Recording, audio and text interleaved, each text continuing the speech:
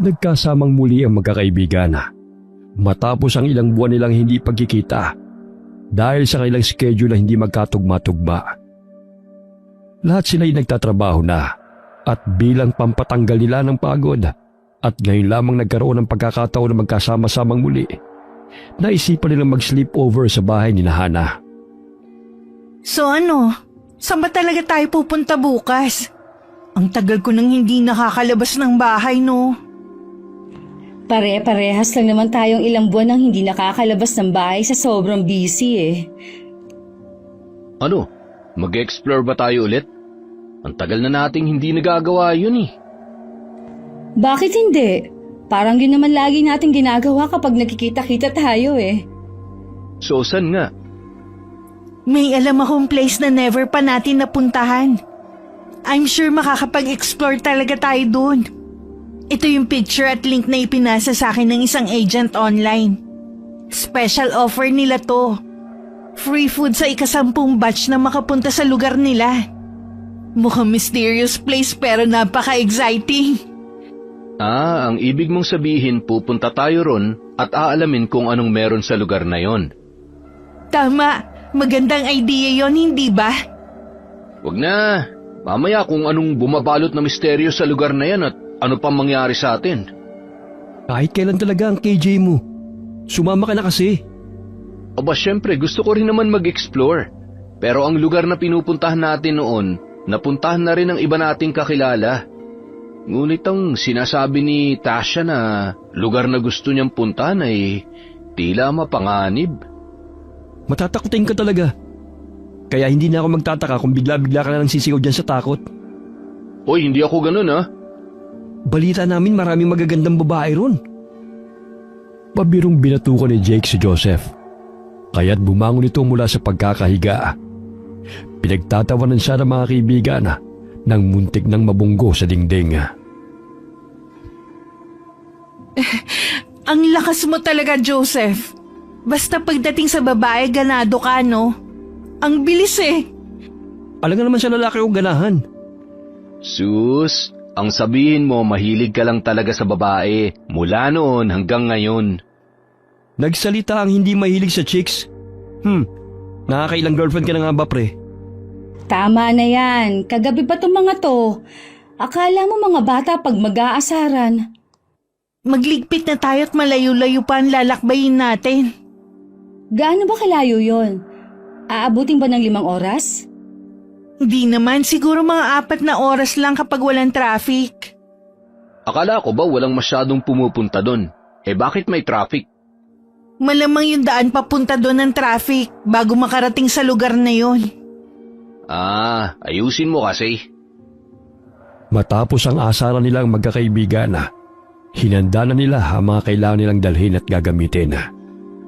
Simula noong college pa lamang sila, ay mahilig na talaga silang pumunta sa mga lugar na bihira lamang mapuntahan. Lahat naman ng napupuntahan nilang lugar ay masasabi nilang maganda at sobrang nakaka-enjoy. Kaya wala na rin silang takot sa kung anong kakaharapin. Kahit kailan ay hindi yun pumasok sa kanilang isipan. Ang tagal din pala nating nagayos. 3 oras din ano?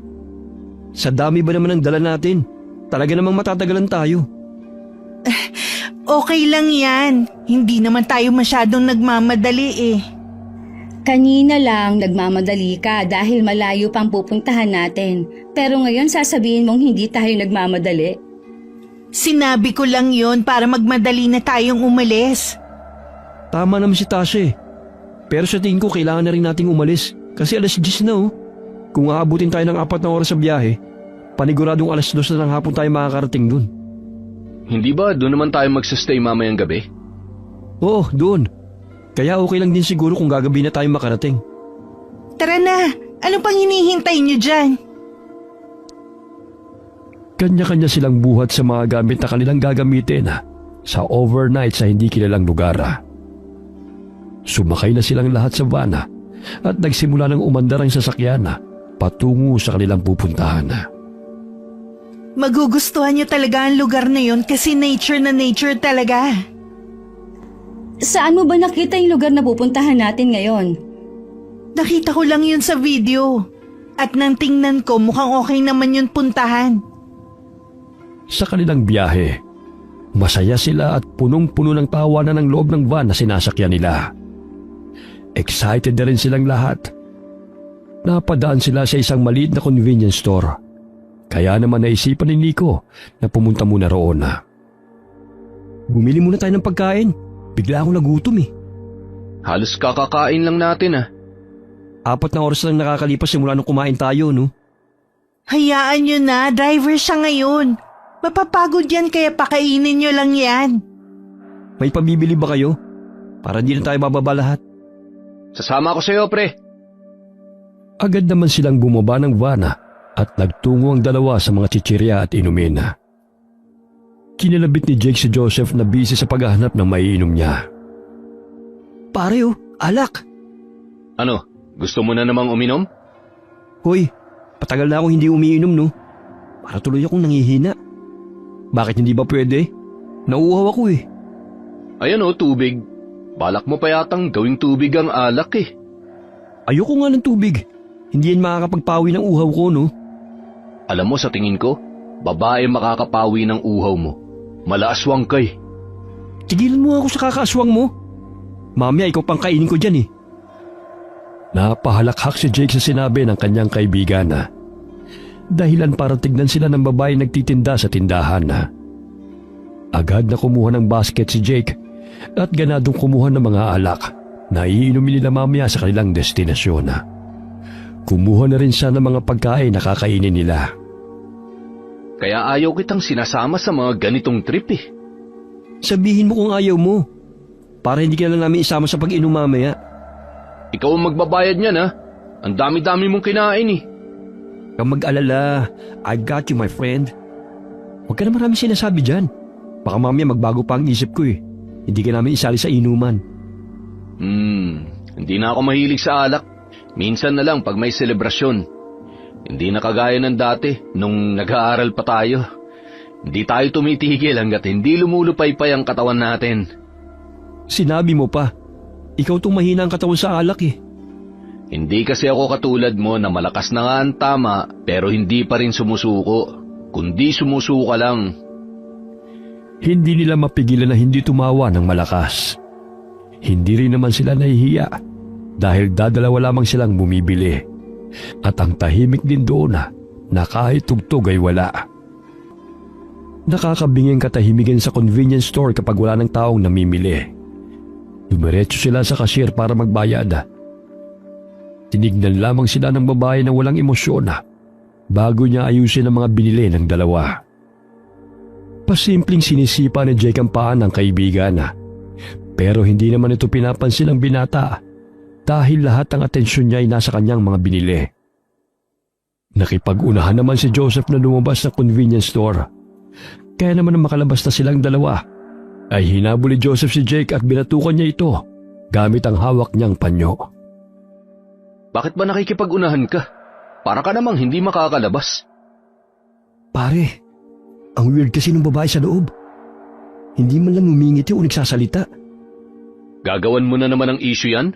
Baka naman kasi wala lang siya sa mood magsalita at baka ganun lang talaga siya. Hindi naman natin alam kung anong rason niya kaya hayaan mo na. Parang may kakaiba eh. Nakakatakot siyang tumingin.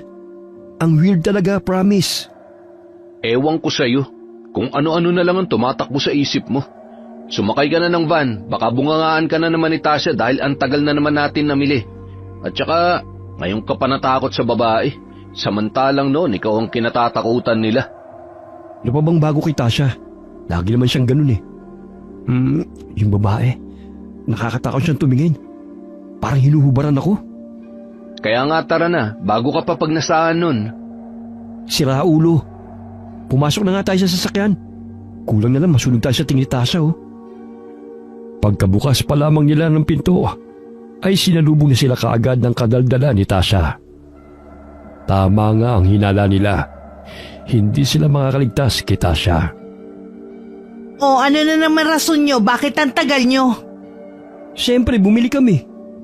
Alam kong bumili kayo. Ang tinatanong ko, bakit ang tagal ninyo? Si Joseph kasi bumili pa ng alak, tapos ang tagal niya pang pumili ng kakainin mamaya. Ako bang matagal? Yan tagal kaya nung weird na cashier. Sus, mga palusot nyo, no?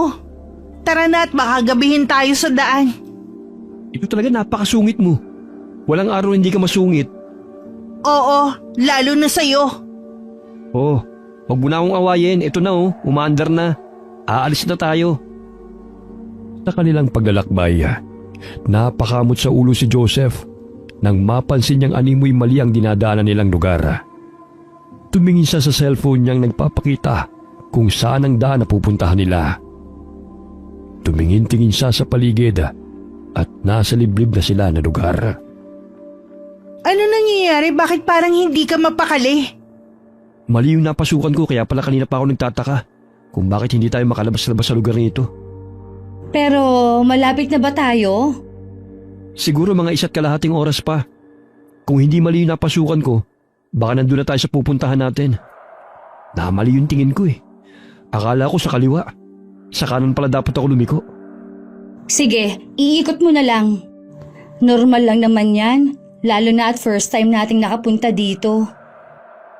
Tumingin si Tasha sa kanyang relo upang malaman kung anong oras na. Mag-aalas 6 na ng gabi, kaya lumulubog na ang haring araw. Dahilan para dumilim na ang paligid. Kanina pa sila paikot-ikot na siyang dahilan para matagalan sila sa kanilang biyahe. Patingin nga ng direksyon na sinusundan mo. Mukhang tama naman ah. Nakakalito oh. Ang daming kaliwat ka ng papasukan kasi. Nakatulog ang mga babae dahil sa tagal ng biyahe. Makalipas ang 30 minutos ay nagising na ang lahat at nagmamasid na sila sa paligid. Wala silang nakikitang sasakyan na dumadaan sa kalye na kanilang tinatahak. Ganun na lamang ang pangamba na nararamdaman ng iba nilang mga kasamahan, lalo na ang magkasintahang Nico at Laika. Malapit na ba tayo? Medyo, pero 1 oras pa siguro. Malayo pa yan. Talagang ginabi na tayo ah. Nagkamali kasi ng pasok si Joseph kanina. Halos 2 oras siguro tayo nagbabiyahe sa maling daan. Ano? Di pala sana kanina pa tayo nakarating sa ating pupuntahan. Oo na, mali na ako. Ito na nga oh, bumalik ako para tahakin ang tamang daan. Atat naman kayo masyado. Pansin ko lang ha. Ganito ba talaga madadaanan natin bago tayo makarating sa pupuntahan natin, Tasha? Ang pagkakaalam ko, oo. Kasi ganito rin yata yung nakita kong dinadaanan nila sa video. Yata? Hindi ka pa sigurado? Paano ko naman kasi makukumpirma ng maayos ay ang dilim na ng paligid? Tingnan niyo nga yung mga ilaw sa labas. Iilan lang tapos ang lalayo pa ng pagitan. Tsaka nawawala ang signal ng cellphone ko. Paanong magkakasignal? Bundok na to oh. Ayan na naman kayo ha. Hindi na kayo nagbabago sa tuwing umaalis tayo. Hindi na nawawala ang bangayan ninyo. Ang point ko lang naman, sana sigurado si Tasha sa pupuntahan natin kasi pare-parehas tayong walang alam. Tapos nakita niya pa yung lugar sa isang video lang. Kung yan palang iniisip mo, bakit sumama ka? Pwede ka namang magreklamo at lumayaw ah. Psst, hoy! Manahimik na nga kayo. Nakakarindi na kayo eh. Mas lalo ako natataranta sa ingay nyo. Hindi ka pa ba sanay sa dalawang yan? Simula college tayo, ganyan na sila. Gusto mo ikaw unahin ko? Kaloka ka. Anong klaseng sabunot ba yan? Sapakin pa kita dyan eh. Ako pa talaga ang sisisihin ninyo. Napaabante silang lahat nang biglang huminto ang van. Nanahimik sila sandali at maya-maya lang ay nagsimula na silang mataranta. Tumigil ang makina ng sasakyan sa kalagitnaan ng madilim at hindi pamilyar na lugar. Madilim ang paligid at halos mga puno na malalaki ang kanilang maaninaw. Kinuha ni Nico ang cellphone niya at pinailaw ang flashlight. Ganun na lamang ang pagyakap ng kasintahan niyang si Laika dahil sa takot. Teka, sisilipin ko lang sa labas kung bakit bigla na lang huminto tong van. Hoy, teka! Hindi ka ba natatakot? Parang may bigla na lang lalabas sa mga kakahuyan at hihilahin tayo. Alam mo, tinatakot mo lang yung sarili mo eh. At saka maaga pa oh. 6:30 pa lang ng gabi. Eh ang dilim na kaya? Tingnan mo naman walang ilaw sa labas oh. Puro puno tapos wala pang mga sasakyan na dumadaan. Sa tingin ko nga tayo lang ang nandito eh. Yun naman ang gusto mo, di ba? Mag-explore. Wow ah, parang ayaw mo naman. Sumama ka nga eh. Gusto ko pero hindi sa ganitong lugar. Hindi ko naman akalain na ganito ang mangyayari sa atin. Sino ba ang may gustong mangyari to? Wala naman ah. Manahimik na nga kayong dalawa. Panay na lang kayo bangayan. Nasa kalagitnaan tayo ng hindi natin alam na lugar tapos nakukuha nyo pa mag-away.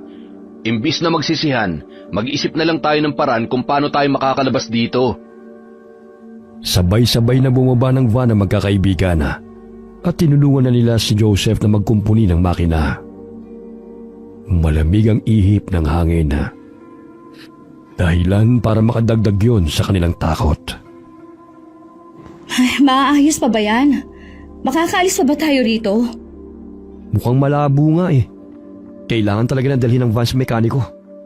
Saan naman tayo makakahanap ng mekaniko rito? Eh wala rin yatang malapit na talyer. Imposible naman kasing may talyer dito. Tingnan nyo nga yung lugar, parang abandonado na.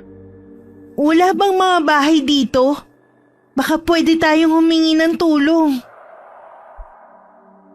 Tinignan nila ang paligid upang sipatin kung may mga pamamahay roon na.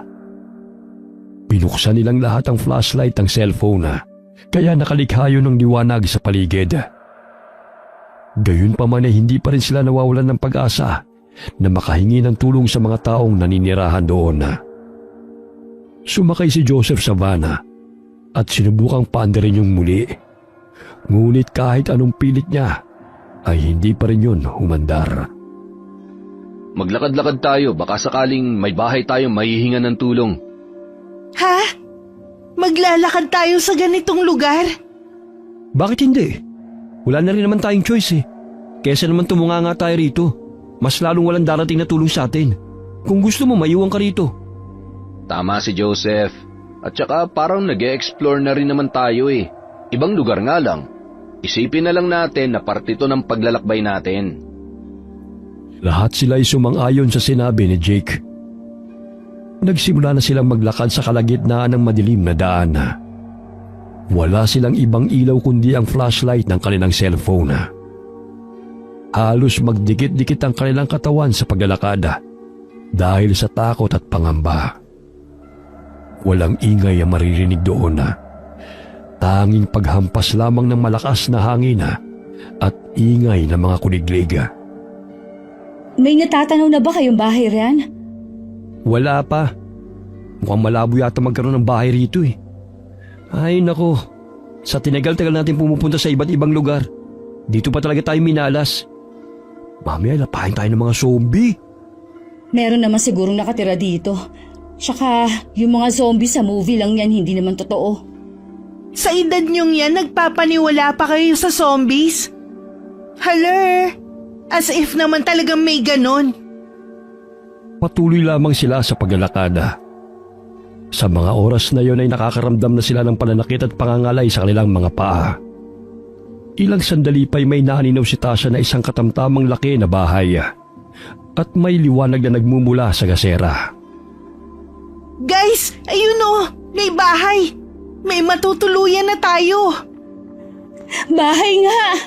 Ay, salamat naman kung ganun. Pagod na talaga ako. Gusto ko nang humiga.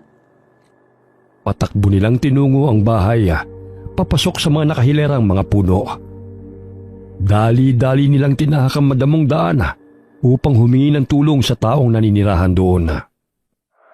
Baka mamaya may ahas dito, matuklaw pa tayo. Huwag na kayong mag-isip ng ganyan. Bilisan na lang natin dahil ayoko talagang magstay dito sa labas. Kinikilabutan na ako. Excuse me. Hindi naman to yung lugar na sinasabi ko ah. At saka kasalanan ko ba kung bakit biglang huminto yung van? Bakit? Sinabi ko ba? Tumahimik na nga kayo. Para kayong mga bata na walang tigil sa pagbabangayan. Mamaya nyo, maingayan pa sa atin ang nakatira dyan at hindi na tayo tulungan. Ilang sandali pa'y nakarating na sila sa bahay na pinangungunahan ni Jake. Walang pintura at medyo makalat ang mga gamit nito sa labas. Kung pagmamasdan ang bahay ay parang abandonado na rin dahil wala man lamang ingay na naririnig sa loob nito at nag-iisa lamang sa malawak na lupain. Parang wala naman yatang tao. Oo nga eh. Parang abandonado na. Eh di negative pala. Sa tingin ko wala na tayong mahahanap na ibang bahay bukod pa rito. Try na lang natin maghanap ng tao. Baka kasi meron naman tao sa loob at natutulog lang. Ang aga naman nilang matulog. Pag probinsya, mostly yan naman talaga ang kinagawian. Ikaw, Joseph, di ba taga-Capiz ka? Hindi ba nakakatakot ang lugar nyo katulad nito? Sus, hindi no. Tsaka sabi-sabi lang nila na maraming aswang sa Capiz. Pero wala naman akong nakita. Madalas ako pa nga ng pagkakamalang aswang ng mga kasamahan ko sa trabaho eh. Kaya takot sila sa akin.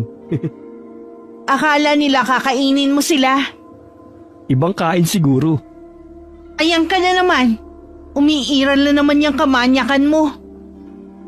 Nagmasid si Hana sa paligid habang abala ang mga kaibigan niya sa pagtawag ng mga tao na maaaring mahinga ng tulong. Ilang sandali nakarinig sila ng kaluskos sa likod ng bahay na animoy tumatakbo ng mabilis. Narinig din nila ang tunog ng tuyong dahon na inapakan na nagdulot sa kanila ng labis na takot. Napalingon si Hana sa kanyang likuran dahil doon ang malakas na mga kaluskos. Pinailawan niya yun gamit ang cellphone ngunit wala naman siyang nakitang tao na naroon. Lahat sila'y nagsimula na maglakad. Pero si Hana'y nanatiling nakatingin sa paligid at tinitignan kung saan nanggaling ang kaluskos.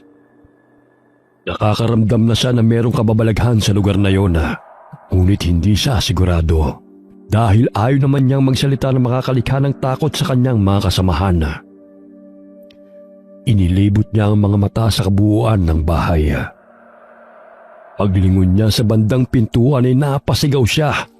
Sabay atras nang makita ang babae na nasa 50 anyos pataas ang edad. Nakasuot siya ng itim na bestida at nakalugay ang mahaba nitong buhok. Nang marinig ng mga kaibigan niya ang kanyang sigaw, ay mabilis siyang nilapitan ng mga ito at napatingin sa babaeng nakatayo lang sa harapan ni Hana. Sino siya? Hindi ko rin alam. Nagulat na lang ako na nandito na siya sa harapan ko. Ayos, may tao nga pala rito. Hello po, magandang gabi po. Nasiraan po kasi kami ng sasakyan. Hihingi po sana kami ng tulong sa inyo. Saan ba banda kayo nasiraan? Medyo malayo na po ng konti rito eh. Anong tulong ang kailangan ninyo? Baka may mga kagamitan po kayo dyan na pwede naming hiramin para maayos lang po namin yung sasakyan namin. Kagamitan para sa sasakyan? Pasensya na mga anak, pero wala akong mapapahiram sa inyo. May ibang bahay pa po ba dito na pwede po naming hingian ng tulong? Ay wala na. Malalayo na ang ibang bahay mula rito sa bahay namin. At delikado na rin maglakad ng ganitong oras. Maaga pa naman po kaso sobrang dilim na.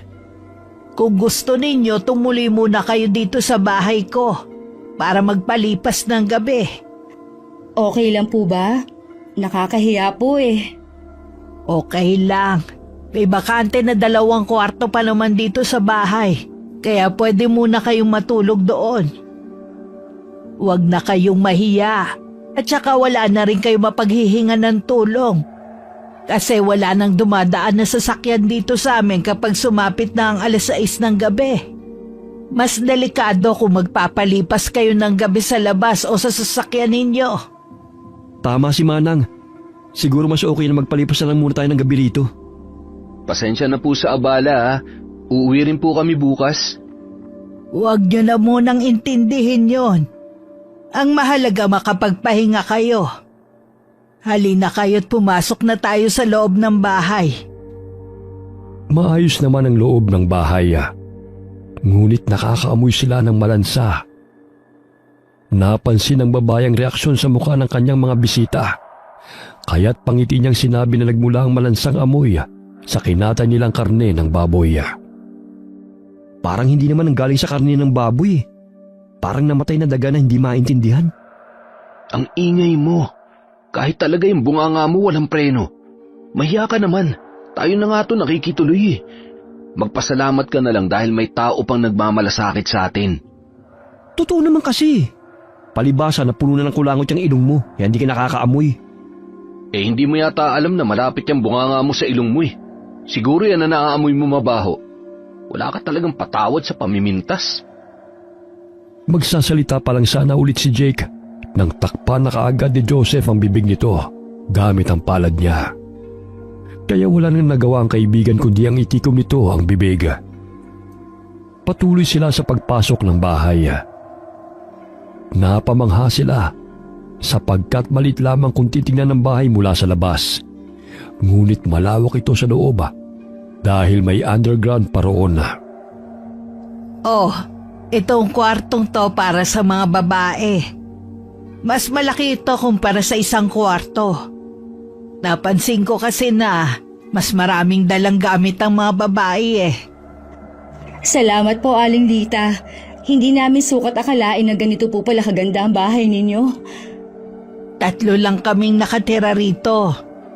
Ako, ang asawa ko, at ang anak ng dati naming kasambahay. Kaso kami na nagpalaki sa kanya simula nang mamatay ang kanyang mga magulang. Kaya itinuring na namin siyang kapamilya. Napakabuti niyo naman po. Maraming naninirahan dito dati. Kaso nga lang dulot ng sunog, inilipat sila sa relocation site. Tapos yung bahay na pinagtatayuan ng mga tao noon, tatayuan na ng gusali.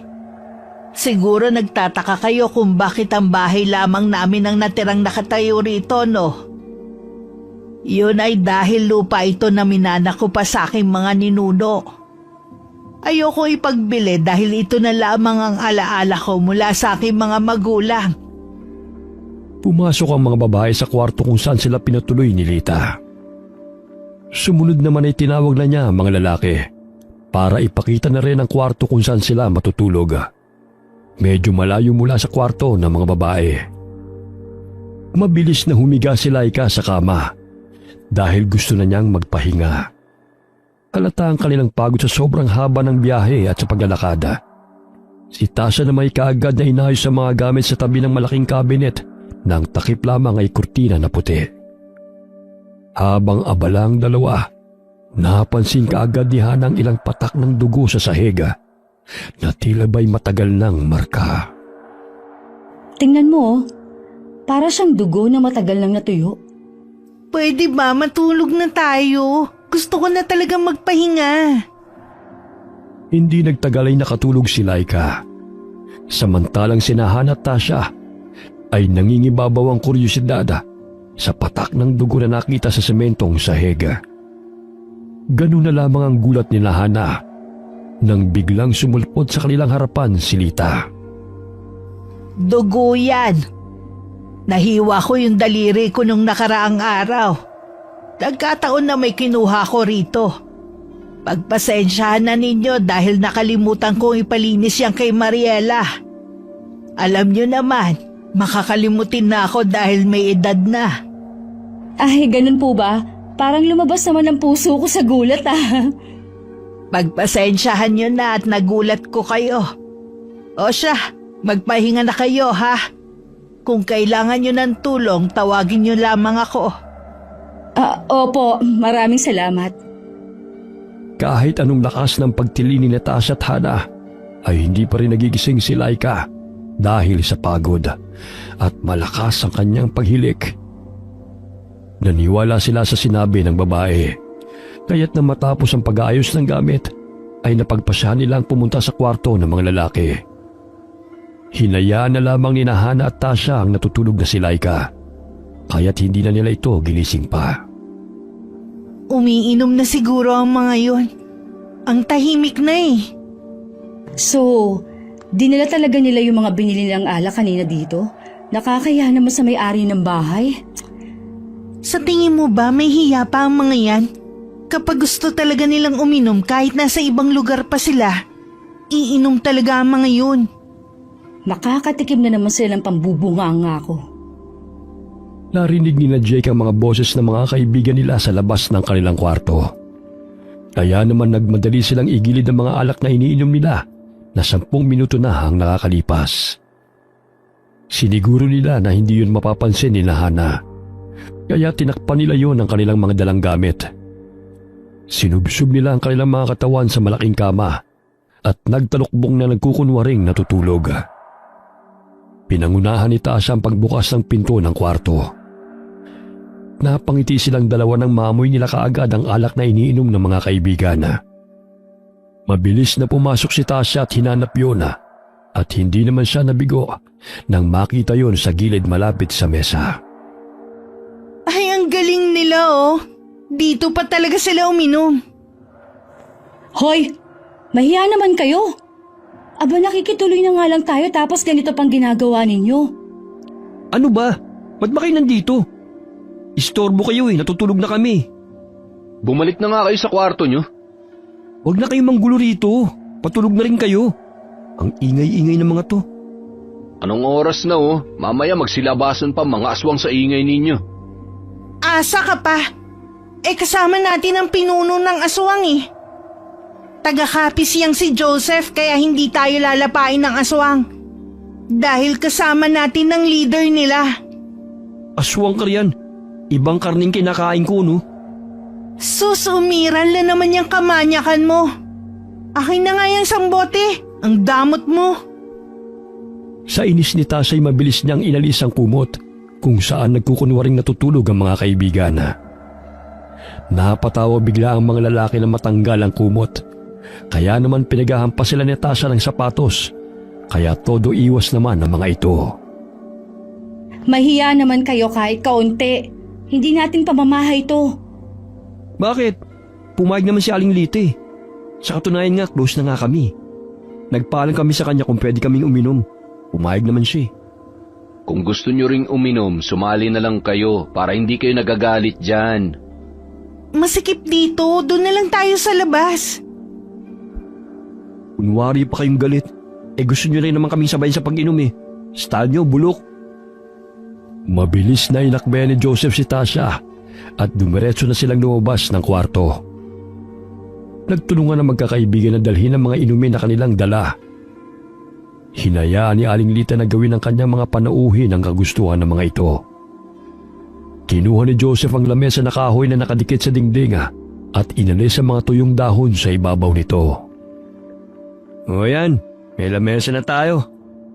Wala naman tayong upuan. Problema ba yun? Di maghanap.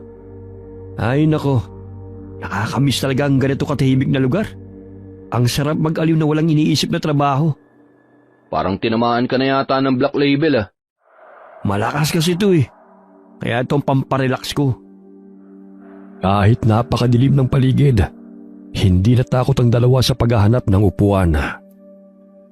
Sa paglalakad ni Hana habang hawak ang cellphone na pinapailaw, nakarating siya sa isang kubo hindi kalayuan sa bahay kung saan sila tumutuloy.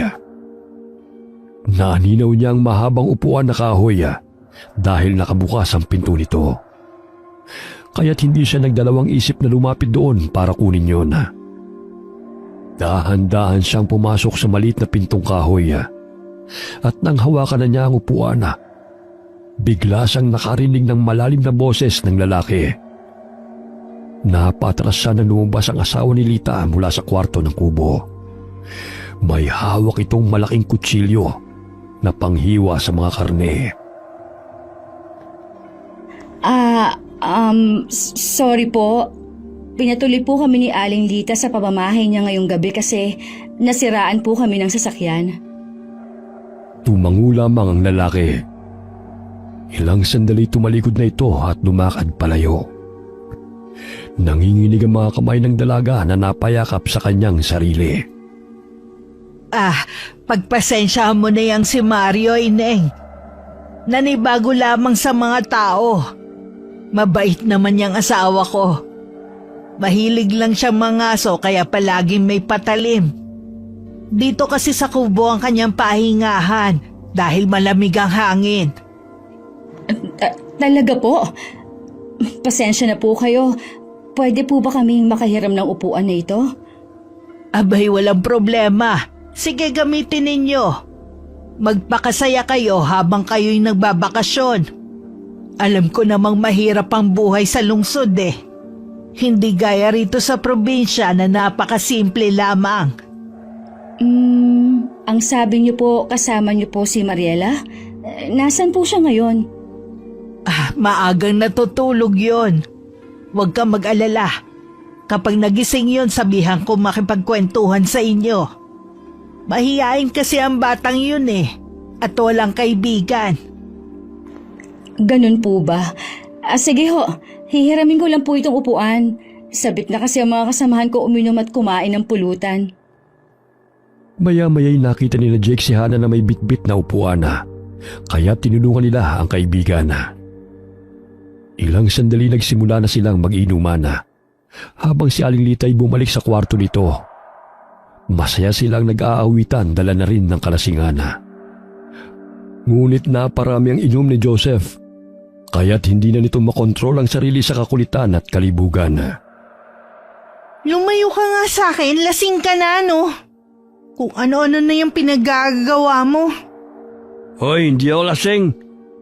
Pero alam mo, ang ganda mo pala, Tasha, kapag nakainom ako. So ang ibig mong sabihin, pangit ako pag hindi ka nakainom? Siraulo ka rin no? Ano sira ulo? Wapo ko, no? Tsaka alam mo, kung di mo lang ako binasted nun, edi sana ikaw ang pinakaswerte sa batch natin. May pogi ka ng boyfriend, mapera pa. Pogi? Saan banda? Ang sabihin mo, manyakis. Kaya nga hindi tumatagal sa'yo ang mga nagiging girlfriend mo eh. Hindi makayanan ang libog mo. Ang sabihin mo, napakamalas nila. Yan na nga kayo, tutulog na ako. Aba, first time na sumuko ka sa inuman ah. Hoy, bumalik ka rito, di pa kami tapos oh. Paano? Ang daya nyo. Ilang bote na lang naubos ko eh. Isang shot pa lang kayo. At soft drinks pa yung iniinom nyo. Ang sabihin mo, natalo ka namin ngayon. Bahala na nga kayo. Mga madaya sa inuman. Patuloy pa rin nagkukwentuhan ng magkakaibigan at nagtatawanan na. Binuksan ni Joseph ang pintuan ng kwarto at agad na sinarado yon na. Humiga siya sa kama. Ngunit nandilat ang kanyang mga mata nang mapansin ang babaeng natutulog.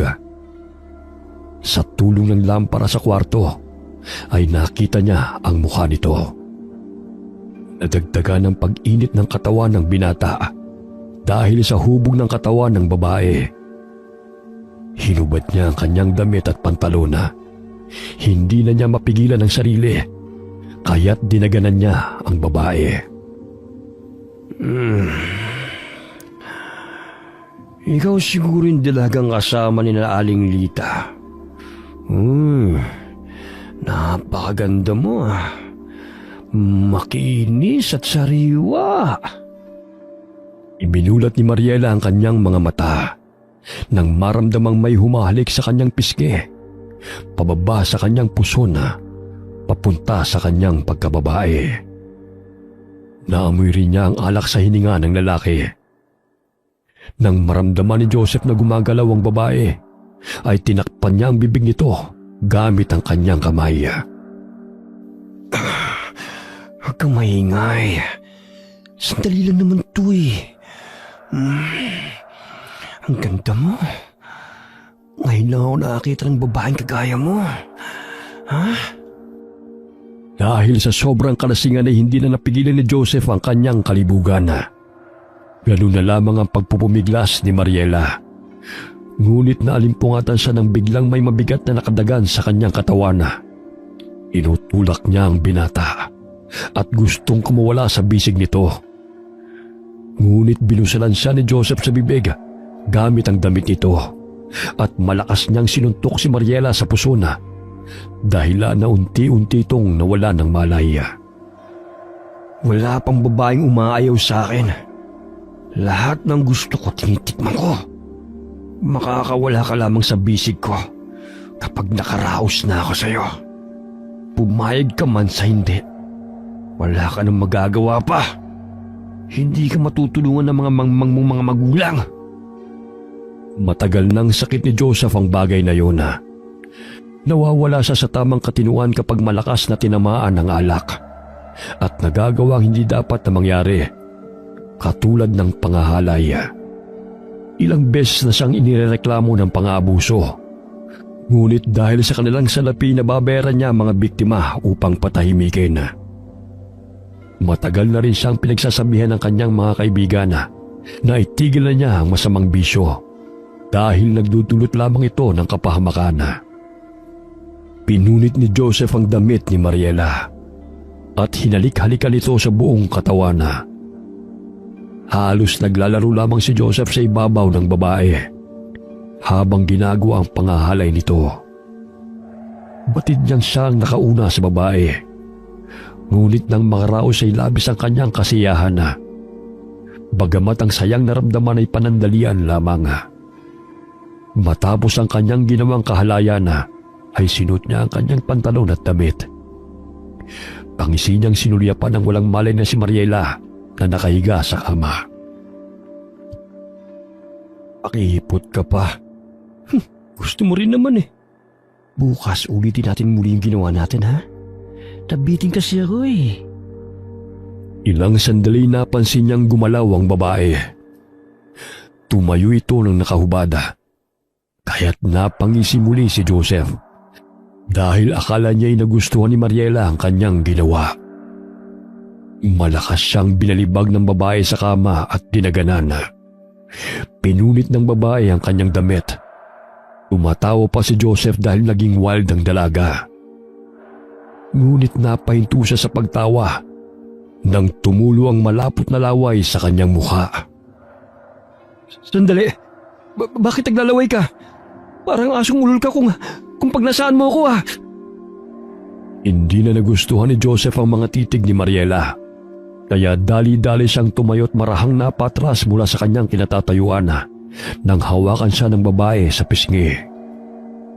Ilang sandali pa'y bumabaw ng matatalim nitong mga kuko sa mukha ng binata dahilan na makaramdam ng hapdi si Joseph at nanginginig na rin sa takot. Lumabas ang matatalim na pangil ni Mariela. Ang magandang mukha'y napalitan ng kulbot na itsura.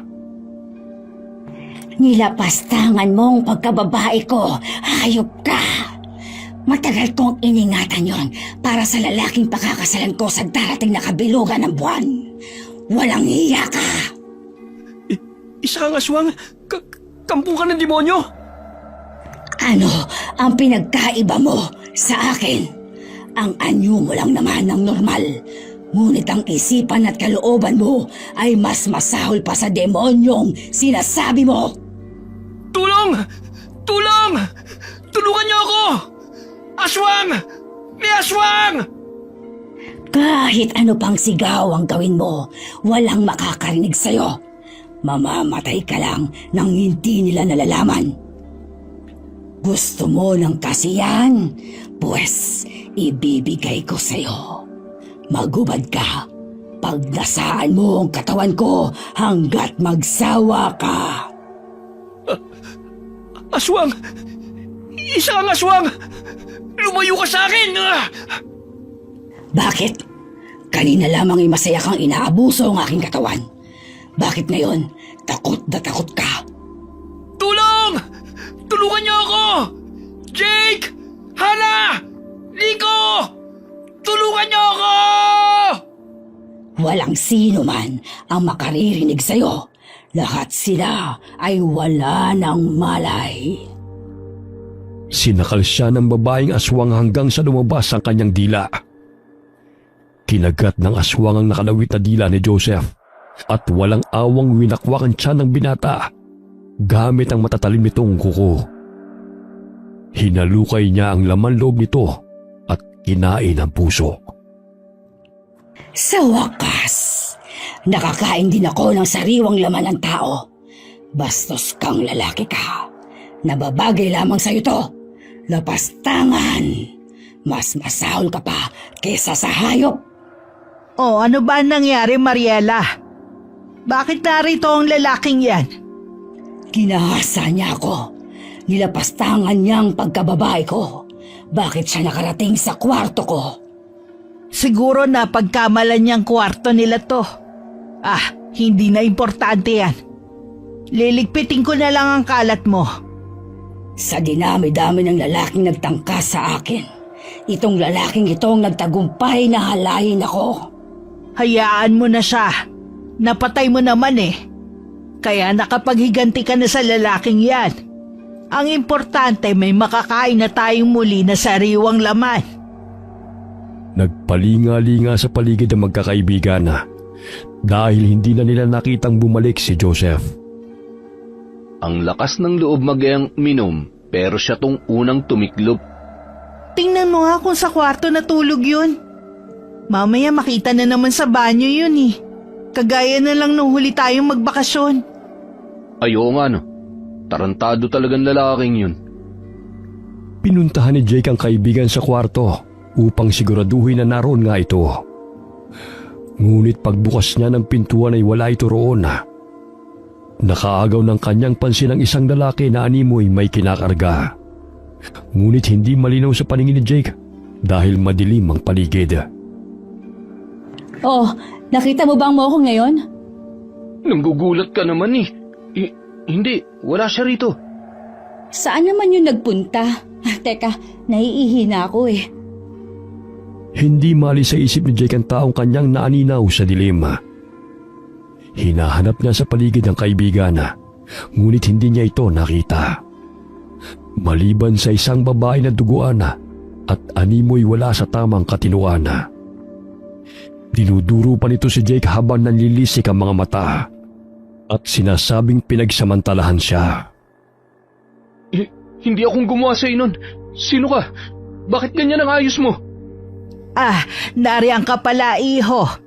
Huwag mong pansinin si Mariela. Siya ang sinasabi kong anak ng aming kasambahay noon. Nawala siya sa tamang pag-iisip buhat na mawala ang kanyang mga magulang.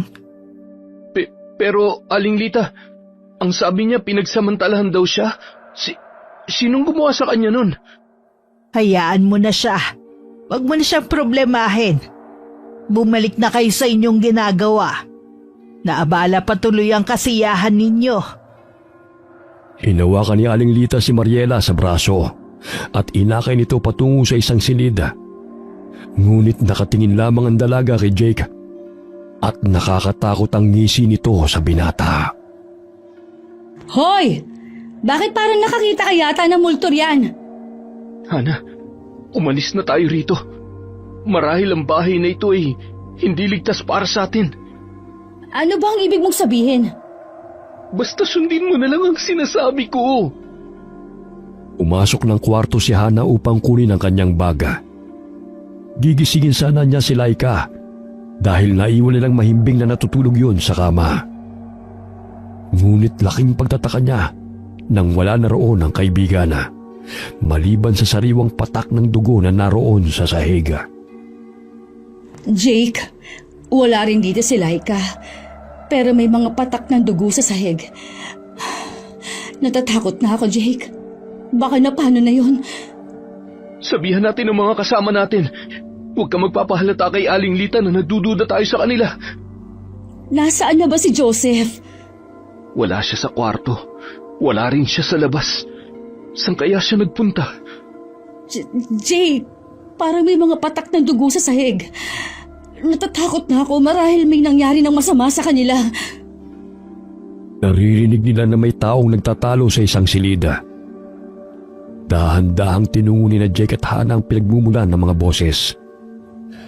Mula sa siwang ng pintuan ay naaninaw ng dalawang dugo ang katawan ni Joseph habang may mga paa ng babae sa ilalim ng mesa.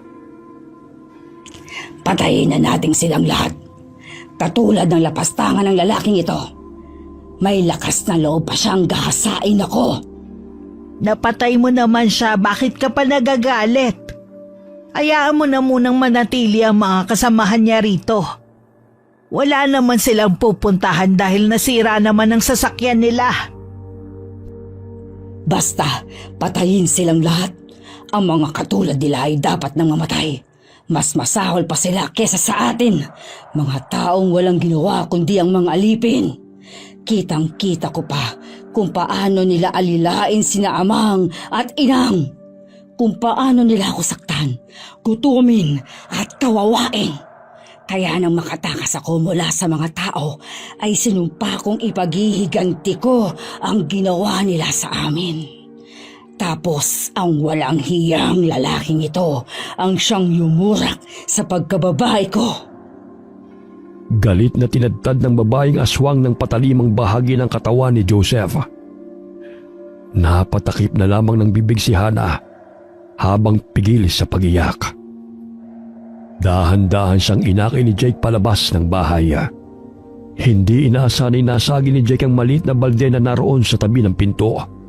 Dahilan na makalikha yun ng ingay. Lumabas ng silid si Aling Lita.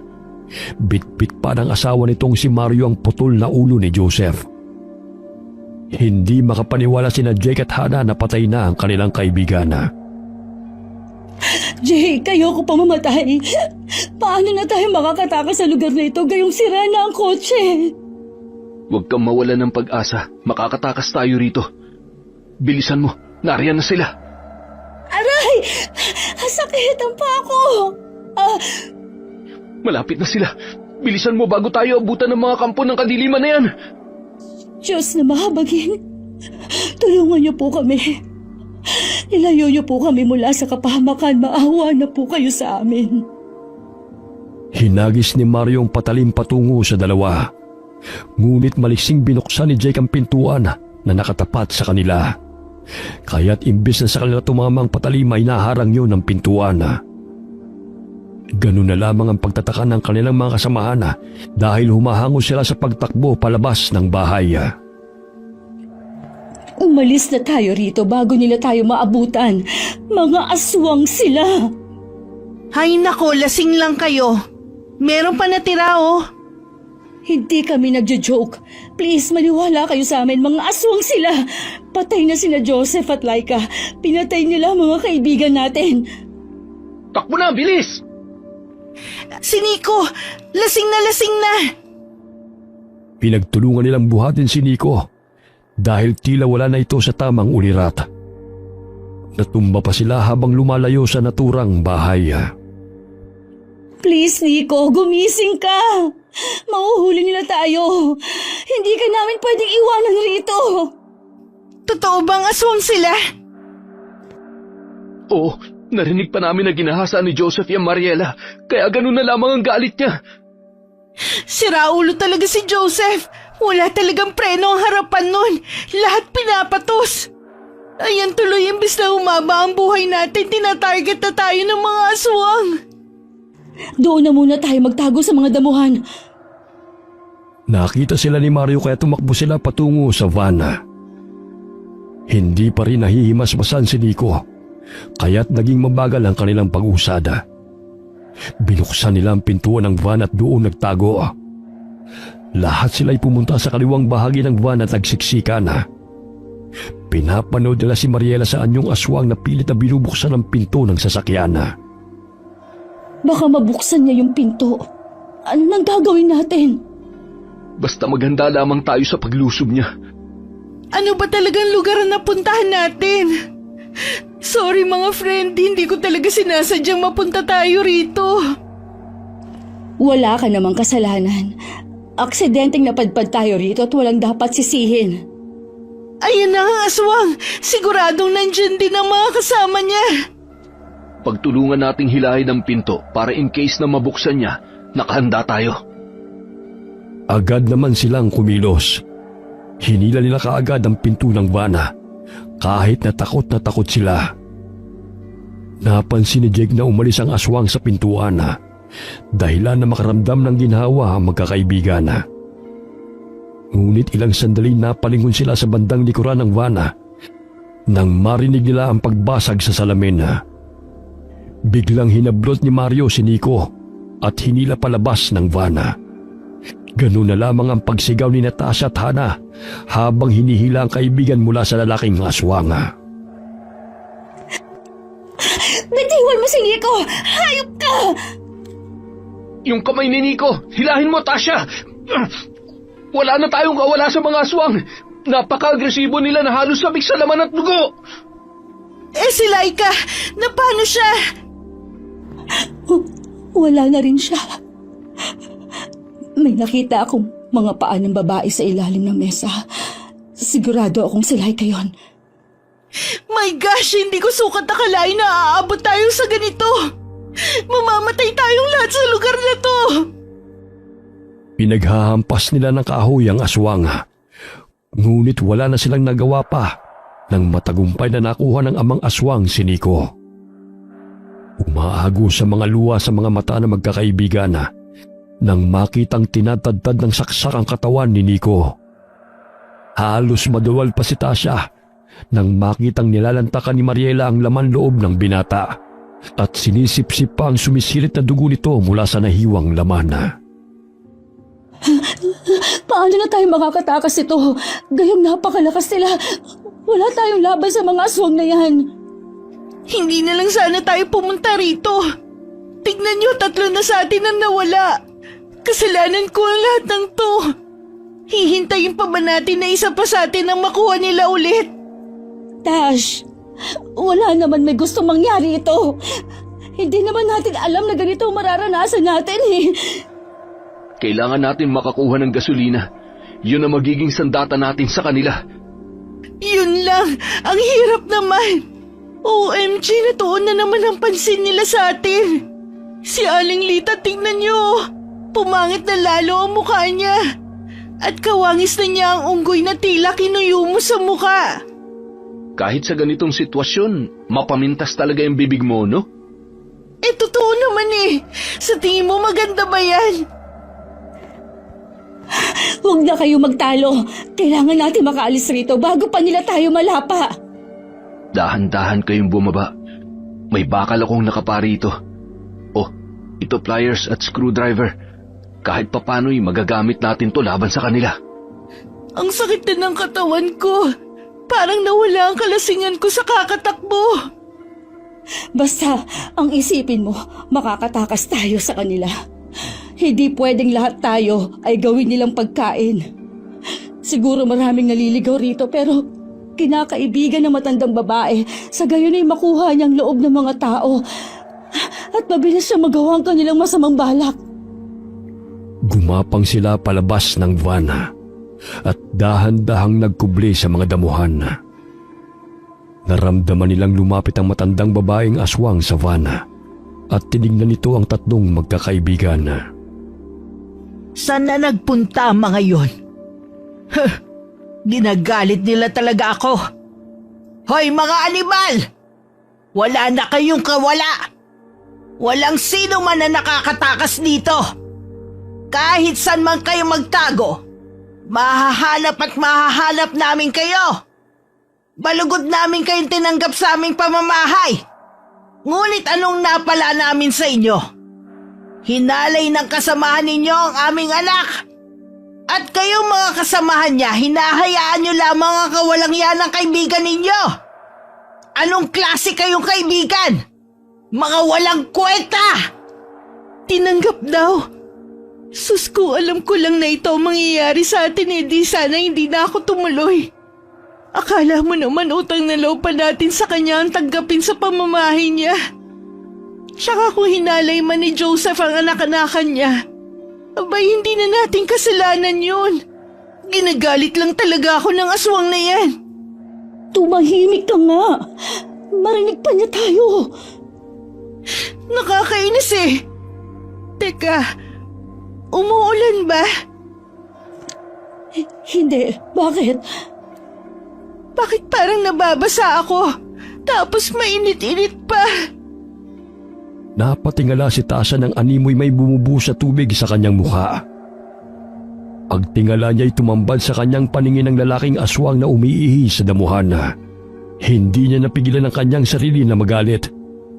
Gamit ang plies ay inipit niya ang pagkalalaki nito dahilan na malakas itong umatungal.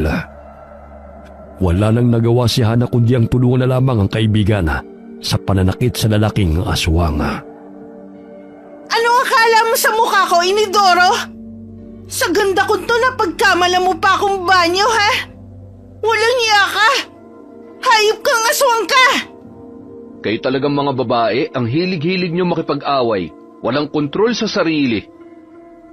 Hinambalos na lamang ni Jake ng tubo ang lalaking aswang. Pinagtulungan nilang tatlo na sugurin si Mario kaya't natumba ito. Inuha ni Tasha ang hawak na palakol ng amaing aswang at pilit na binuhat ang malaking patalim. Bagamat imbis na masugatan niya ang aswang, ay siya pa itong natumba sa bigat ng palakol. Ang tapang mo pero hindi mo naman yan kayang buhatin. Ang bigat-bigat kasi eh! Tandaan nyo, huwag kayong gagawa ng ingay ha. Inuha ni Jake ang palakol na pagmamayari ng lalaking aswang at malakas na tinabas ang leg nito ng paulit-ulit. Napuruhan ito sa leg ng saksak ni Hana gamit ang screwdriver. Muling inundayan ng saksak ni Jake ang amaing aswang hanggang sa mawalan ito ng malay. Huli na nang mapansin ni Mariela na nakahandusay ang amain sa lupa habang pasinok-sinok na nangingisay ito. Tila nawawala ito sa kanyang sarili sa tuwing kumakain ng laman at wala itong pakialam sa mga nangyayari. Ganun na lamang ang palahaw ng aswang na si Aling Lita nang masipat ng kanyang paningin ang nangyari sa kanyang asawa. Gumapang silang muli sa mga damuhan kaya't marami na silang mga sugat na natamo. Nasaan na ba tayo? Ang sakit-sakitin ng katawan ko. Gusto ko na magpahinga. Hindi pa pwedeng huminto. Malapit na ang mga aswang, maaari pa nila tayong mahuli. Kung hindi tayo mamamatay sa kamay nila, mamamatay naman tayo sa pagod. Hindi ko na talaga kaya. So ano, magpapahuli ka na lang sa kanila, ha? Gayong ang layo-layo na ng tinakbo natin. Pare-pareho tayong pagod.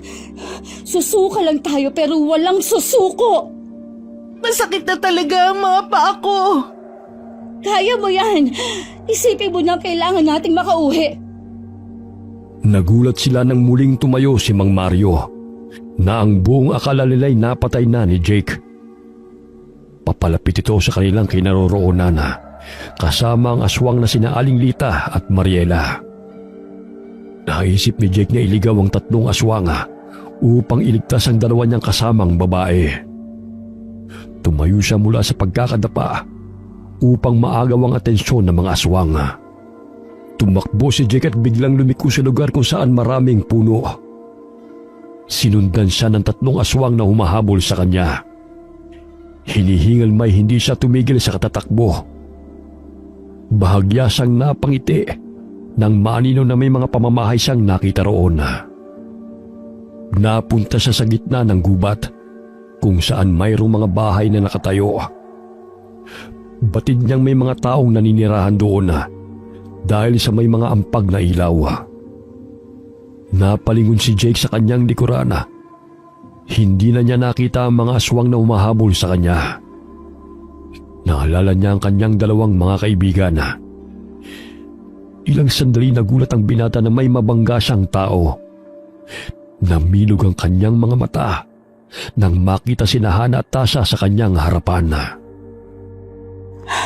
Jake, mabuti at nandito ka rin. Pero paano ka napadpad rito gayong sa bandang kaliwa ka dumaan? Mukhang paikot-ikot lang ang daan sa lugar na to May mga pamamahay na rito. May mahihinga na tayo ng tulong. Safe na ba tayo? Sana. Hindi ko rin alam. Tahimik na ang paligid at wala nang mga aswang na humahabol sa atin. Magmatsyag na muna kayo. Maghahanap lang ako ng tao. Sige, mag-iingat ka ha. Magkayakap na nagkubli si Hana at Tasha sa likod ng puno malapit sa isang bahay. Naririnig nila na may mga ungol sa loob ng kubo. May tao, Tash. Tingnan natin kung sino. Sa gayon ay makahingi na rin tayo ng tulong. Hindi ko na talaga kaya ang nangyayari sa atin. Hindi naman tayo masamang tao ah. Tatagan mo lang ang loob mo. Basta ang isipin mo, makakaalis tayo sa lugar na ito. Dahan-dahang pumasok ng bahay sina Hana at Tasha. Napadpad sila sa kusina kung saan may nakasalang na malaking kawa. Napatakip sila sa kanilang mga ilong nang maamoy ang umaalingasaw at nilalangaw na isang sako. Uy, Besh, parang hindi tayo safe dito. Lugar din yata to ng mga aswang eh. Ilalaga din tayo nila katulad niyan. Huwag ka mong maingay. Baka may makarinig sa atin. Nakaagaw ng pansin ang lumang litrato na nakasabit sa dingding. Itinuro yun ni Tasha na naging pamilyar sa kanyang paningin. Hana, tingnan mo. Parang kilala ko ang babaeng nasa larawang yan. Saan? Yung nakasabit sa dingding. Parang kamukha niya si Rose. Yung babaeng kasambahay namin noon na nagawa ng kasalanan ni Joseph. Dahil din sa sobrang kalasingan. Oo nga, si Rose. Pero bakit nandito ang kanyang litrato? Di ba matagal na siyang nawawala? Hindi kaya hindi lamang nagkataon na napunta tayo rito. Kundi talagang sinadya. Alam mo, Besh, nalaman ko ang lugar na to dahil may isang nag-message sa akin. At nag-send ng mga video tungkol sa kagandahan ng lugar kaya nainganyo ko. Marahil hindi aksidente ang pagpunta natin dito. Ano ba ang ibig mong sabihin? Na marahil pinaghihiganti ang pagkamatay ni Rose. Parang totoo ang sinabi ni Aling Lita na hindi tayo mabubuting kaibigan. Dahil pinagtakpan natin ang kabalastugan ni Joseph. Dahil lamang sa mapera sila. Ayaw ng parents niya na malagay sa kahihiyan ng pamilya nila. Kaya pinatahimik niya ang lahat na nakasaksi sa ginawa niyang kahalayan kay Rose matapos ang prom natin. Hindi ako naka-attend nung araw na yun. Kasi may sakit ako. Ganon din si Jake dahil nanganak ang ate niya. At siyang nagbantay sa ospital. Natatakot ako, Besh. Marahil napunta tayo dito dahil sa nangyari kay Rose. At naulit na naman ng kalibugan ni Joseph sa ginawa niya kay Mariela. Yun nga lang hindi siya nakaligtas. Napatigil sila sa pag-uusap nang marinig ang tiling ng isang babae. Lumabas sila ng kubo at naaninig nila sa ibabaw ng buhay na bato si Aling Lita na nagsasalita habang kaharap ang ilan sa mga tao.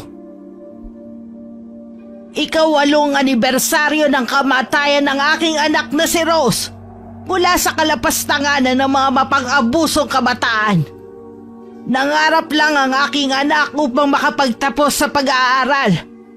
Nagpaalipin at ginawang katulong ng mga batang walang inisip kundi ang kaligayahan. Ngunit pinagkaitan nila ng karapatang mabuhay ang aking anak. Isa-isa ko na silang pinaghihigantihan.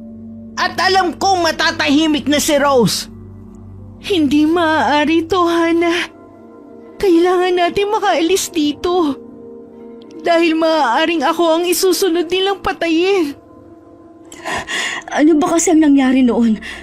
Ang pagkakaalam ko'y hindi na nagising si Rose dahil sa sobrang kalasingan. Yun lang. Isa pa, namasukan siya bilang isang kasambahay sa inyo, di ba? Para makapag-aral siya. Oo, pero matagal kong inilihim sa inyo to. Pinagsamantalaan siya ni na Joseph at Nico. Matapos ang prom sa bahay kami nagstay. Lulong sila sa ipinagbabawal na gamot, Besh. Please don't judge me. Alam mo naman noon pero nagbago na ako ngayon. Hinalay ni Nico at Joseph si Rose. Kahit anong pagmamakaawa niya, hindi namin siya tinulungan ni Laika. Dahil wala rin kami sa tamang wisyo dahil sa kalasingan. Dahil sa sobrang pagpupumiglas niya, nadulas siya sa hagdan. Nabagok ang ulo niya. Pinagtakpan ng lahat ng iyon. At pinalabas na lasing siya at naaksidenteng nahulog sa hagdan. Ngayon ko lang naalala si Mariela. na minsan ko na nakita sa lugar kung nasan ako. Totoo ang sinasabi ni Joseph na pamilyar sa kanya ang babae. Hindi kaya matagal na nilang plano na mapunta tayo rito. Paupong nasa bunutan ni Tasha ang sarili nang naging maliwanag ang lahat ng pangyayari sa kanyang diwa. Napasilip sila mula sa kanilang pinagkukublihan na pinapataka ni Lita at Mario ng sariwang dugo ang kalansay ng kanilang anak na si Rose. Wala tayong mahihingan ng tulong. Mga kasamaan sila ni Aling Lita. Mga aswang din sila. Tayo na, habang abala pa sila sa pagtitipon. Nandito lang pala kayo. Mabuti naman at dumalo kayo sa aming pagdiriwang. Alam niyo bang matagal na naming hinihintay ang pagkakataong ito? Tingnan ninyo ang inyong mga kaibigan. Masayang kasama si Rose. Hayaan niyo na kaming umalis. Maawa na kayo sa amin. Maawa? Noong nagmamakaawa si Nanay Lita sa inyo kung sinong pumatay sa kanyang anak, pinakinggan niyo ba? Katulad niyo rin kaming gustong mabuhay at may pangarap. Ngunit ang lupit ninyo sa mga katulad namin. Lumaya si Ate Rose mula rito dahil gusto niyang mabuhay ng payapa. Dahil gusto niyang makapag-aral. Ngunit anong sinapit niya? Karahasan mula sa mga taong mapangabuso. Napagbayaran na ng mga taong may sala sa kanya ang ginawa sa kanya noon. Pinatay niyo na sina Joseph at Nico. Hindi pwedeng sila lang. Dapat lahat kayong mga kaibigan niya na nagmamanipula ng katotohanan at pinagtatakpa ng kasalanan ng inyong kaibigan. Narinig ng mga nagkukumpulang mga aswang ang galit na tinig ni Mariela. Kaya't napalingon ng mga ito sa kanilang kinaroroonan. Natigil ang ritual na ginagawa ni Mario at Aling Lita. Halos mahimatay sina Tasha at Hana nang makitang nakapalibot sa kalansay ng kanilang anak ang mga ulo ni na Joseph, Nico at Laika. Nanginginig ang mga kamay na sinaksak ni Hana ng screwdriver sa mukha ng aswang na si Mariela. Bumaon pa ito sa pisngi ng aswang. Hindi na nabunot pa ni Hana at hinawakan ng kamay ni Tasha upang tumakbo. Dali! Bilisan mo, Tash! Bago pa nila tayo maabutan! Dito, sundan niyo na lamang ako. Babalik tayo kung saan tayo dumaan noon. Hindi ko na talaga kaya. Ang sakit-sakit na ng mga paa ko. Kung mamamatay man ako ngayon, gusto ko lang magpasalamat sa iyo, Hana, sa pagiging mabuti mo sa akin. Madalas man tayo magbangayan, pero alam kong totoo kang kaibigan. Tumahimik ka nga! Walang mamamatay. Makakatakas tayong tatlo. Dulot ng matinding pagod, nadapa si Tasha sa lupa. Pinilit niyang tumayo, ngunit nanginginig na ang kanyang mga kalamnan at nangihina na ang kanyang mga tuhod. Umiiyak niyang niyakap ang kaibigan. Nararamdaman ko na ang katapusan ko. Sabihin mo kay na Mami at Daddy na sorry sa katigasan ng ulo ko. Mahal na mahal ko sila. Tumayo ka na kasi! Naariyan na sila! Tash, dito ka sa likod ko. Kumapit ka na mabuti. Kinarga ni Jake ang kaibigan kahit hirap na siya sa pagtakbo. Ilang sandali pa'y natumba silang dalawa. Naramdaman niyang tumutulo ang dugo sa kanyang ulo na nagmumula sa ulo ni Tasha. Pabigat ng pabigat din ang kaibigan hanggang sa bumulagta silang dalawa sa lupa. Napalingon si Hana sa kanyang mga kaibigan nang maramdamang huminto sa pagtakbo si Jake. Ganun na lamang ang pagkagulat ng binata nang makitang mulat ang mga mata ni Tasha habang nakabaon sa ulo nito ang patalim. Nakawang pa ang bibig ng kaibigan at pasinok-sinok na unti-unting binawian ng buhay. Jake, ano ba nangyari? Bakit pa binitiwan si Tasha? May patalim na bumaon sa kanyang ulo. Halika na, hayaan mo na siya. Tash, so sorry! Umiiyak na tumatakbo ang dalawa. Nadadapa may pilit na bumabangon si Hana upang makalayo sa malaimpyernong lugar na yon. Naaninaw niyang hinila ng isang lalaking aswang sa paa si Tasha at kinaladkad patungo sa bahay. Napahinto sa pagtakbo ang dalawang magkaibigan nang humarang si Mario sa kanilang harapan. Nakangisi pa ito at itinaas ang hawak nitong palakol upang ibaon yun sa ulo ni Jake. Subalit malakas siyang sinipa ng binata sa sikmura. May nadampot na bato si Hana, kaya't ibinato niya yun sa ulo ng aswang. Walang hiya ka! Ha? Kayong dapat na mamatay sa dami ng pinaslang ninyo! Hana, bilis ko mong palakol niya habang hindi pa siya nakakatayo.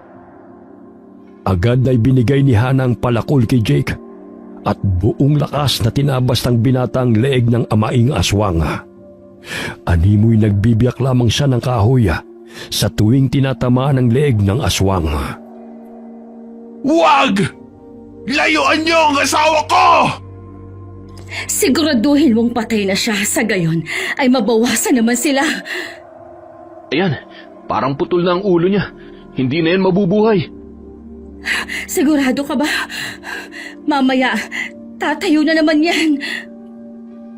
Sinipa ni Jake ang ulo ng amaing aswang. Nagpagulong-gulong ito patungo kay Hana. Kaya't ganun na lamang ang pag-iwas ng dalaga dahil nakadilat pa ito nang tumapat sa kanya. Halika na, ang dami pa naman nila. Pagod na rin ako, Jake. Hindi ko alam kung makakaligtas pa ako rito. Huwag ka mawala ng pag-asa. Napatay natin ang leader kaya makakaalis tayo rito. May nakita silang malaking bato, kaya tumakbo sila upang magkubli roon. Wala silang nakikitang mga aswang sa paligid, kaya napagpasya nilang magpahinga. Hindi ko sukat akalain na ito ang kahantungan ng bakasyon natin, Jake. Ang daming nangyari at lihim na nabunyag sa likod ng pagkamatay ng ating mga kaibigan. Matagal ko nang sinabihan niyang si Joseph na magbago na sa bisyo niya. Pero kapag nalalasing, hindi niya talaga napipigilan ng kalibugan eh. Ngayon nating masasabi na hindi sa lahat ng oras na maililigtas ka ng salapi. Walang magagawa ang pera kapag buhay mo na ang pinag-uusapan. Hindi talaga lahat ng bagay ay mabibili ng pera. Sandali, narinig mo ba yan? Oo, parang atungal ng baboy at kabayo. Ano na naman kaya ang ginagawa ng aswang na yun?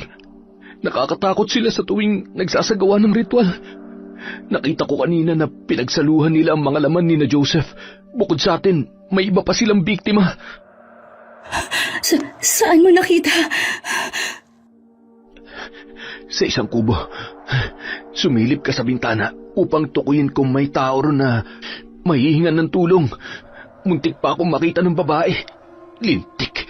Nakita ko mula sa butas ng dingding na ginigilitan niya ng leg ang isang lalaki at isinisilid sa palanggana ang nakukuhang dugo ng biktima. Marami na sigurong naliligaw sa lugar na ito. Hindi kasi mapagkakamalan ng lugar ng kamatayan eh. Kasi parang ang gaganda ng tanawin sa paligid. Ayon na rin sa litrato na nakita ko na ang gaganda ng mga bundok kung saan nadaanan na rin natin. Malamang bukod kay Mariela, may kasama pa silang humahalubilo sa mga tao upang makapang-engganyo at makapunta rito. Biglang napatili si Hana ng may humila sa kanyang buhok. Sinabunutan siya ni Lita at hinila pataas. Gayon na lamang ang pagpupumiglas ng dalaga. Akala niyo ba'y hindi namin kayo matatagpuan? Pagbabayaran ninyo ang pagpatay niyo sa aking asawa! Bitiwan mo ako, matandang aswang! Wala kaming kasalanan ni Jake sa inyo! Kung hindi kami sinaktan ng asawa mo, hindi sana niya aabutin ng ganon. Pues mas dodoblihin ko pa ang paghihirap ninyong dalawa kesa sa dinanas ng mga kaibigan ninyo. Bitiwan mo si Hana, hayop ka! Pinagkatiwalaan ka namin tapos gagawin niyo pala kaming pagkain? Wala kaming kinalaman sa pagkamatay ng anak mo. Kung napaslang man namin ang asawa mo, yun ay dahil sinaktan niya kami. Mga hangal! Kasabot kayo ng mga kabataang pumaslang sa aking anak. Magmamaang-maangan pa kayo. Pare-pareho lamang kayong mga sinungaling. Hinayaan ninyong babuyin ng mga kaibigan ninyo ang nag-iisa kong anak. Wala man lang kayong ginawa upang tulungan siya. Wala kami ni Hana nung mangyari ang insidente. Hindi nga kami dumalo ng prom at hindi namin sila nakasama. Yan din ang sinabi ng mga kaibigan ninyo na wala silang kasalanan. Para patas, lahat na lamang kayo'y papatayin! Nanginginig ang mga kamay ni Jake na hinataw ang kamay ng babaeng aswang na humihila sa buhok ni Hana. Ganun na lamang ang takot ng dalaga na baka tamaan ng kanyang ulo o di kaya mapigtas ang kanyang leeg. Malakas ang sigaw ni Hana nang makita ang papalapit na palakol sa kanyang ulo. Ilang sandali bumagsak si Hana sa damuhana nang maputol ang kamay ng aswang na sinita. Tumutulo pa ang dugo sa kanyang noo na nagmula sa naputol na kamay ng babaeng aswang. Malakas na atungal ang muling maririnig na umalingaw-ngaw sa paligid. Akala ko katapusan ko na. At ang ulo kong puputulin mo. Grabe ang takot ko, ha. Nakikisama rin ang pulso ko. Tara na, bago pa dumating ang kasamahan ng aswang na yan. Bumagsak ang aswang na silita mula sa itaas ng bato dahil sa pamimilipit sa sakit ng maputol ang kaliwang kamay nito. Habang tumatakbo'y naroon pa sa ulo ni Hana ang kamay ni Lita, kaya't tinanggal niya yun na mahigpit na kumakapit sa kanyang buhok at itinapon na. Hindi kayo makakatakas! Dito na kayo mamamatay! May sapusa ka rin pala, tanda. Hindi ka pa talaga nadadala hanggat hindi natatabas yung dalawang mga kamay mo, no? Dalawa lang kayo laban sa aking mga kasamahan. Wala na kayong mapupuntahan pa! Hayaan niyo na kaming makatakas. Pangako, hindi namin isisiwalat ang mga nalalaman namin. Hindi kami utu-uto para pumayag sa kagustuhan ninyo. Minsan na kami napahamak dahil sa traidor na taong aming pinagkatiwalaan. Tinugis ang aming lahi at hindi kami binigyan ng karapatang mabuhay. Tigilan niyo na kasi ang paghahasik ng lagim at ang pamatay. Naaninaw ni Jake na malapit na sila sa van. Abang abala ang mga kasamaang aswang ni Aling Lita sa pagkain at pagtadtad sa kanilang mga biktima, ay inutusan niya si Hana na kumuha ng gasolina sa van. Hinalungkat ni Hana ang mga gamit sa van. May nakita siyang hose na ginagamit ni Jake minsan sa pagkuha ng gasolina at inililipat sa galon. Ang hirap naman ang pinaggagawa ni Jake. Makakayanan ko ba talaga to? Parang masusunog naman ang laman loob ko kapag natuluyan kong nahigop tong gasolina.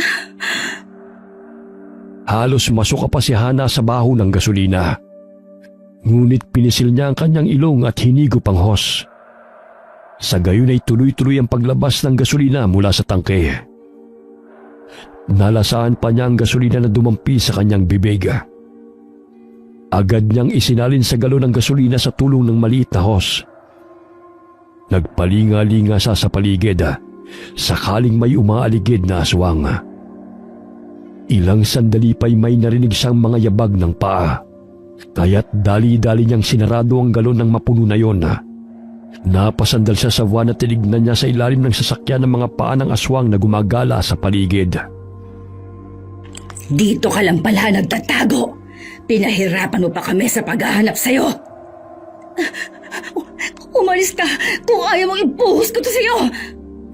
Paano mo naman magagamit yan? Eh wala kang ang posporo. Basta, umalis ka. Lumayo ka sa akin! Ibubuhos ko to sa'yo! Tumatawa pa si Mariela na lumalapit kay Hana. Ganun na lamang ang pag-atras ng dalaga hanggang sa napasandal siya sa van. Binuksan niya yun at pumasok. Ngunit basag na rin ang mga salamin noon at mauhuli din siya ng aswang na si Mariela. Naaninaw niyang may 2 lighter na naroon na pagmamay-ari ni Joseph. Huwag kang lumapit! Ibubuhos ko tong gasolina sa'yo! Sige, gawin mo! Yan lang ba ang kaya mo? Ang takutin ako! Lumapit ang aswang kay Hana. Ngunit bago pa man niya nahablot ang dalaga, ay sinabuyan na siya nito ng gasolina sa mukha. Dahilan na napapikit ang aswang na si Mariela. Muli itong napatingin kay Hana matapos na pinahira ng mukha gamit ang mga kamay. Ganun na lamang ang pandidilat ng mga mata ng aswang nang makitang may hawak na lighter si Hana at may lumalabas na maliit na apoy mula roon. Ilang sandali itinapon ni Hana ang lighter mula sa kinaroroonan ng aswang. Kaya lumiyab ito at nagpagulong-gulong sa lupa. Muli niyang sinabuyan ng gasolina ang aswang upang masiguro na hindi na ito makakaligtas pa. Huwag mo kasi akong pangunahan. Alam kong teritoryo niyo to. Ngunit hindi ako papayag basta-basta na lang na magpapatalo sa inyo. Alam kong may pagkakamali ang aking mga kaibigan at kailangan na pagbayaran ng nagawa nilang kasalanan. Ngunit hindi dahilan na kumitil kayo ng buhay katulad nito. Patakbong tinungo ni Hana ang kinaroroonan ni Jake dahil lumalapit na ang ibang aswang sa kinaroroonan nila ni Lita. Ganun na lamang ang paghambalos ni Jake ng itak sa matandang aswang at mababanag ang pagod ng binata. Huwag kang susuko, Jake. Malapit na ako. Mapapagod ka rin, bata. Hindi ka nasisikatan pa ng araw at makakasama mo na ang mga kaibigan mo. Hindi ako titigil hanggat hindi ko natatabas yung mga binti at ang natitira mong kamay. 2 galon na gasolina ang dala ni Hana. Hinihingal siya habang lumalakad bitbit ang mga ito. Nagkubli siya sa mga puno upang hindi siya makita ng mga aswang. Naninaw niyang parami ng parami ang lumalapit sa kinaroroonan ni Jake, kaya't dali-dali niyang tinungo ang kaibigan. Dala ko ng pinakukuha mo. Abay, napakakunat naman ng buhay ng babaeng yan. Hindi ka pa nalapa ng mga kasamahan ko. Oo, pero ang anak-anakan mo si Mariela ay nauna pang mamatay kesa sa akin. Kaya layuan mo na kami kung ayaw mong sumunod sa kanya. Anong ginawa mo sa kanya? Siyempre, pinatay ko siya. Yan din ang aabutin mo kung hindi mo kami hahayaang makalayo. Hindi ako mangmang para paniwalaan ka. Eh di huwag kang maniwala. Wala akong dapat na ipaliwanag sa'yo. Nagkaroon ng pagkakataon na matamaan ni Jake ng palakulang matandang aswang sa balakang. Dahilan na matumba ito mula sa kanyang kinatatayuan. Ngunit inilabas nito ang mahaba niyang dila patungo sa kinaroroonan ng binata at pinulupot sa katawan nito. Aray, bitawan mo ako! Wala ka ng kawala pa. Uubusin ko ang dugo mo hanggang sa matuyot ang katawan mo. At yung kaibigan mo pagpepiestahan ng mga kasamaan ko. Habang abala sa pagsugod ng matandang aswang kay Jake, ay nagkaroon ng pagkakataon siya na masabuyan ng gasolina ang matandang aswang. Tinamaan ito sa mahabang buhok nito at likod. Ilang sandali pa'y sinindihan niya ng tuyong dahon at itinapon sa kinaroroonan ng aswang. Biglang lumiwanag ang madilim na paligid nang lumiyab ang katawan nito. Dahil sa pangyayaring yun ay malakas itong napahiyaw at nabitiwan nito ang binata. Hana, nagawa mo! Yan ang nababagay sa masamang nilalang na kagaya mo. Magsama kayo ng anak mo at asawa mo! Totoo bang patay na si Mariela? Oo, ginawa ko rin sa kanya yan. Talaga? Ang tapang mo naman, Hana. Tayo na, bago pa tuluyang makalapit ang mga kasama ng aswang na yan. Bago pa sila makalis sa hinawakan ng aswang na silita ang paa ni Jake, kaya't nataranta si Hana at nabitiwan niya ang isang galon ng gasolina at tumilapo ng laman nun. Sama-sama tayong mamamatay! Isasama ko kayo sa impyerno! Ikaw lang ang nababagay ron at hindi kami. Sapagkat may Diyos kaming kinikilala. Hindi ka ililigtas ng kinikilala mong Diyos! Katulad sa mga kaibigan mo, mamamatay rin kayo! Yan ang akala mo. Kung masasawi man ako ngayon, buong puso ko yung tinatanggap dahil alam kong lahat ng bagay na nangyayari sa mundo'y may dahilan. Kaya ikaw na masamang nilalang, dapat na matuldo ka ng paghasik nyo ng lagim. Muling itinaas ni Jake ang hawak niyang palakol at itinarak yun sa ulo ng natutupok na aswang. Maging ang binti ni Jake ay napaso ng apoy nang dumampi sa kanyang balatang tumalsik na gasolina. Ngunit agad namang napatay ang apoy nang magpagulong-gulong siya sa damuhan. Paparating na sila. Naririnig ko sila. Hayaan mo na yung matandang yan. Mamamatay din yan kapag naubos ng malapnos ang kanyang katawan. Magbubukang liwayway na. Alam kong hindi na sila ganun kalakas kapag sumisikat na ang araw. Kailangan nating makalayo rito. Kaya mo pa bang tumakbo? Siyempre naman. Naaaninag na natin ang daan kung saan tayo dumaan papasok rito. Parang ghost town ng lugar na to, ha? Tingnan mo, Hana. Hindi na nila tayo hinahabol. Sa palagay mo, takot silang lumabas sa lugar na to. Siguro kapag sumapit ang umaga.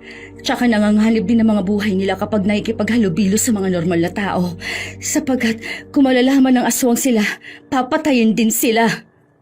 Sumisikat na ang araw. Marahil, mga 5:00 na ng umaga. Napakaganda nga ng lugar na to, Jake. Ang gaganda ng mga bulaklak ko. Tsaka, tingnan mo ang bundok. Totoo ngang ito yung lugar na dinadaanan ayon sa video at litrato na pinadala kay Tasha. Ngunit ang mga tao at misteryo sa lugar na ito ay sadyang mapanganib. Ayan, nakikita mong signage? Pareho lang naman sa nakalagay sa litrato. Siguro, nilito lang tayo ng mga aswang na yun. Ayun, may kubo. Magpahinga na muna tayo, Jake. Puro sugat ng mga paa ko. Hindi ko na malaya na nakayapak lang pala ako at walang sapin sa paa. Ako nga rin eh. Sige, magpahinga muna tayo ron. Pero baka mga aswang din ang may-ari ng kubo na yan. Malayo naman na tayo sa lugar ng mga aswang eh. Pakiramdaman na lang natin. Gusto ko na talaga magpahinga. Parang hihimatayin na ako sa pagod. Nakatulog ang dalawa sa kubo dahil sa labis na pagod. Pagkagising nila ay tumambad sa kanilang paningin ang matandang lalaki at isang binatilyo. Natakot sina Jake at Hana. Ngunit napag-alaman nilang mga magsasaka ang mga yun. Sinabi ni namang Cosme at Pido na takot ang mga aswang na lumabas sa lugar na yun pagsapit ng umaga. May mga pangontra din sila laban sa mga aswang, kaya hindi sila nilalapitan ng mga ito. Palipat-lipat ang tirahan ng mga aswang dahil tinutugis din ng mga tao. At ang iba sa kanila ay nakikipaghalubilo sa mga tao. Nanatili ang dalawa kasama ng mag-ama. Nang manumbalik ang kanilang lakas, ay umuwi sila sa kanilang bahay. Bit-bit ang masalimuot na karanasan mula sa lahi ng mga aswang. Wakas. As. As. As. As. As. As.